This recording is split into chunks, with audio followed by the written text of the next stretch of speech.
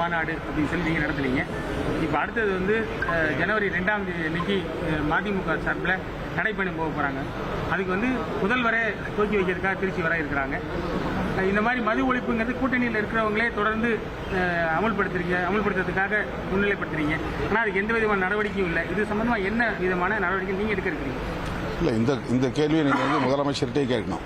எங்களை மாதிரி இருக்கிற ஆள்கிட்டே கேட்டுக்கிட்டே இருக்கக்கூடாது. மாநாடு நடத்துறது நீங்கள் அதான் நாங்களும் தானே அந்த கருத்தை உங்கள் கருத்தில் தானே இருக்கிறோம். மதுவை ஒழிக்க வேண்டும்ங்கிற கருத்து தான் எங்கள் கருத்து. அப்போ உங்கள் கருத்தும் அதுதான், எங்கள் கருத்தும் அதுதான்.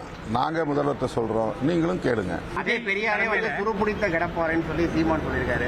அதே தொகுதியில் ஈரோடுல நான் வந்து 25,000 ஓட்டு வாங்கி டெபாசிட் வாங்குற நிலைமை வந்தேன் அப்படின்னு சொல்லி 25,000 ஓட்டு தானே, 25,000 ஓட்டு. அது எப்பவும் எல்லாரும் போடுவாங்க. திமுகவுக்கு எதிரான ஓட்டு எம்ஜிஆர் வாங்கியிருக்கிறாரு, ராமதாஸ் வாங்கியிருக்கிறாரு, விஜயகாந்த் வாங்கியிருக்கிறாரு.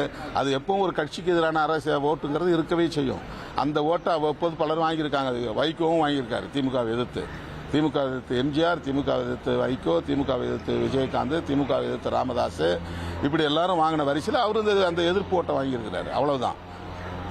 ஆனால் இவ்வளவு விமர்சனங்களுக்கு பிறகும் திமுக தொடர்ந்து 6 முறை இந்த நாட்டிலே ஆட்சி அமைத்திருக்கிறது என்று சொன்னால் திமுகவுக்கு தனிப்பட்ட முறையில் இங்கே ஒரு செல்வாக்கு இருக்கிறது என்பதை மறுக்க முடியுமா?